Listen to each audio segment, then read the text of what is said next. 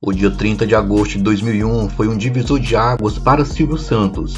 Nesse dia, ele esteve durante horas em sua própria casa, cara a cara com a morte. A morte se apresentou para Silvio na forma de um sequestrador desesperado, carregando não somente uma, mas duas armas cheias de balas, prontas para serem disparadas. Para Fernando Dutra Pinto, havia dois cenários nesse dia: ou ele matava ou ele morreria. Na hipótese dele matar para conseguir escapar da emboscada em que havia se metido, quem sairia perdendo seria Silvio Santos, ou, em outras palavras, o Brasil inteiro, que perderia o homem que é praticamente o sinônimo da televisão brasileira, que estabelece há mais de 50 anos uma relação muito forte com o seu telespectador, relação essa que ficou ainda mais explícita em um dos dias mais tensos da vida de Silvio. Nesse dia, o Brasil não desgrudava dos noticiários, pois um deslize qualquer dos envolvidos poderia significar uma tragédia.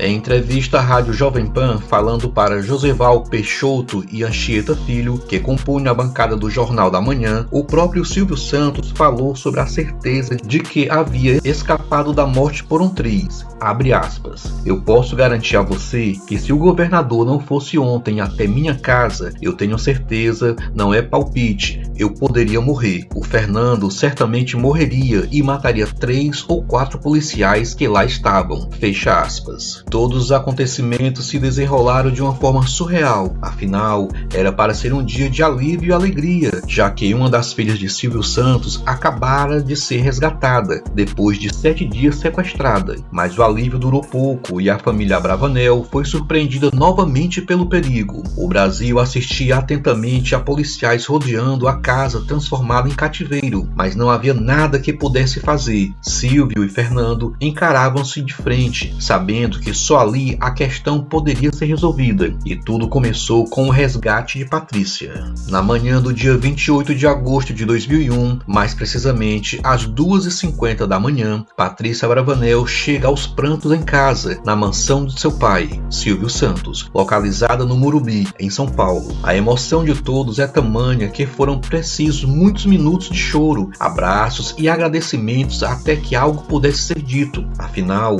Patrícia acabara de ser libertada após uma semana mantida em cativeiro. Foram momentos de muita tensão em que a família Abravanel, muito religiosa, pedia incessantemente a Deus que Patrícia voltasse para casa com vida. Em um grande alívio, por fim, as súplicas teriam sido atendidas. A tranquilidade voltaria a reinar na casa, em teoria. O trabalho da polícia não havia acabado com a libertação da filha de Silvio Santos. Agora seria preciso prender os criminosos e recuperar os R$500 mil do resgate, valor negociado e entregue por Guilherme Stoliar, sobrinho de Silvio Santos, que chegou a ocupar cargos importantes na direção do SBT, chegando à presidência do conglomerado. Primeiramente, os policiais conseguiram prender no município de Cotia Marcelo Batista Santos, o pirata, que acabou confessando sua participação no sequestro. Marcelo não só confessou, como também entregou o comparsa Esdras, de apenas 19 anos, que acabou preso em sua casa, em São Miguel Paulista. Faltavam ainda mais 2 integrantes do bando, Fernando Dutra Pinto e sua namorada Jennifer, que deveria estar com o dinheiro do resgate. Fernando, entretanto, daria novos contornos a essa história aparentemente já encerrada e com final feliz. Após a libertação de Patrícia, ele se hospedou em um flat em Barueri, levando consigo as armas do crime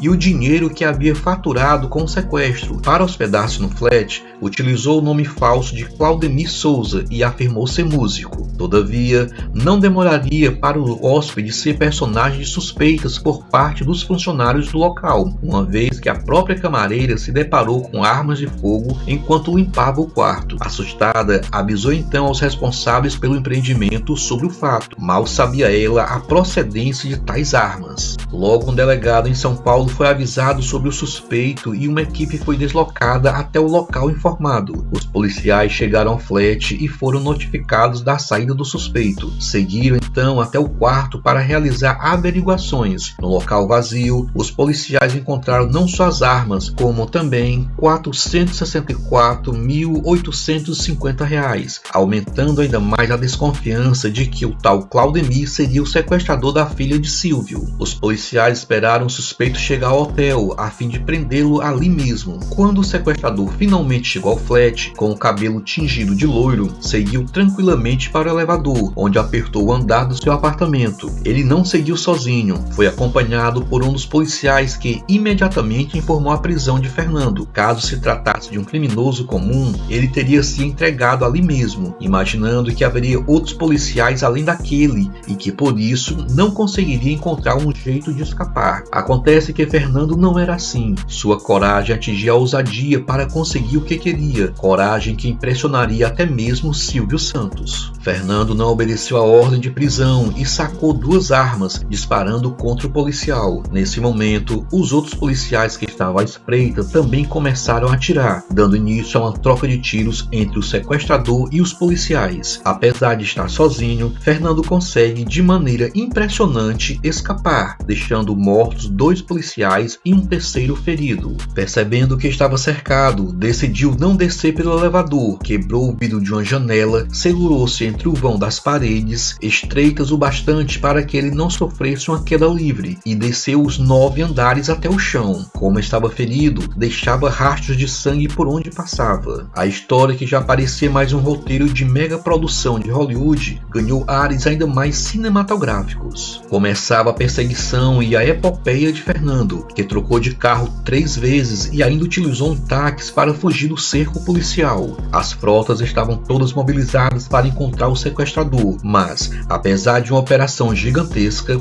nem assim foi possível prender o sagaz criminoso. E onde Fernando reapareceu? Às 7 horas da manhã do dia seguinte, ele estava na casa de Silvio, deixando todos surpresos e em choque. Até o próprio Fernando quase não acreditava, pois imaginava ter uma chance em 100 de conseguir entrar na casa do apresentador. Para conseguir esse feito quase inacreditável, ele pulou o muro da casa do apresentador, após cortar o fio de energia da cerca elétrica. Mesmo com toda a segurança que o homem do porte de Silvio carrega junto de si, não foi possível detê-lo. Pulando o muro da mansão, partiu com ainda mais convicção de que conseguiria atingir seus objetivos. Foi então que ele tomou uma atitude inesperada, rendeu e manteve em cárcere privado o próprio Silvio Santos. Seguindo em direção ao apresentador, ele sabia muito bem qual era o seu objetivo e o que iria negociar em troca de sua vida: um helicóptero para fugir da polícia, uma enfermeira e a presença de um juiz corregedor. Ele queria fazer de tudo para não ir para a prisão. Fernando e Silvio ficaram frente a frente durante horas na cozinha da casa, ao mesmo tempo em que temia que algo pudesse dar muito errado, custando-lhe a vida. Silvio observava com curiosidade a inteligência fora do comum daquele sequestrador. A polícia logo cercou a casa de Silvio e deu início à negociação que deixaria o país inteiro grudado nos meios de comunicação.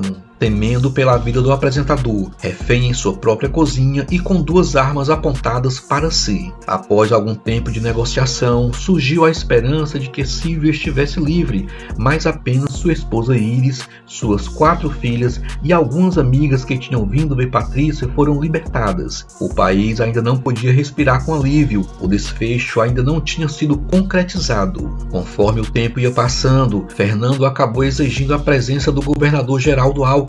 Silvio logo teve a certeza de que, caso não conseguisse trazer o governador à sua casa, ele não somente seria morto, como também muitos outros policiais. Foram mobilizados helicópteros, a polícia e até o pai e uma irmã do Fernando Dutra Pinto para tentar convencer o sequestrador a liberar Silvio. Nada foi acertado. A última esperança para que o apresentador sobrevivesse era que Alckmin chegasse logo, atendendo ao pedido desesperado de Silvio. Cada segundo que passava, passava era um sofrimento a mais para a família Abravanel, bem como para os demais brasileiros. Afinal, Fernando já havia sido inconsequente o suficiente para aparecer na casa do apresentador. O que mais ele seria capaz de fazer? Geraldo Alckmin finalmente chegou à mansão de Silvio Santos às 13h54 da tarde, após quase 7 horas de negociação. Essas foram horas de muita tensão, apesar de o apresentador ter tentado levar tudo na maior tranquilidade possível para não irritar ou preocupar o sequestrador. Nesse momento, havia uma multidão em frente à casa de Silvio Santos, aguardando ansiosamente qualquer notícia. Policiais, fotógrafos, repórteres e curiosos aglomeravam-se cada vez mais em uma cena que reforçava a associação dos acontecimentos a um filme com traços de thriller policial.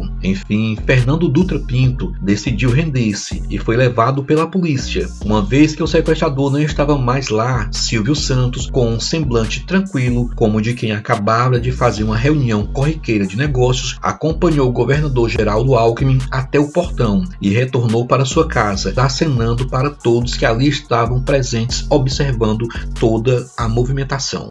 Silvio conseguiu sorrir. Seu sorriso pareceu um recado para a família, bem como para o país inteiro, de que todos poderiam respirar tranquilos novamente, pois ele estava a salvo. Essas horas de tensão foram noticiadas não somente pela imprensa nacional, como também pela imprensa internacional, tendo sido destaque no The New York Times. Em território brasileiro, a população pareceu ter parado para acompanhar cada segundo da negociação para a libertação de Silvio Santos. A ironia do destino, ou talvez demonstração da importância que esse homem tem para o Brasil, ficou por conta da cobertura televisiva feita pela Rede Globo de televisão, maior concorrente da emissora de Silvio Santos, atingindo índices recordes de audiência para o horário da manhã. Quem mais senão o homem do baú, para provocar e destrinchar tamanhos acontecimentos. Se você gostou desse vídeo, fica comigo, aproveita, faz sua inscrição no nosso canal, curte e compartilha esse vídeo,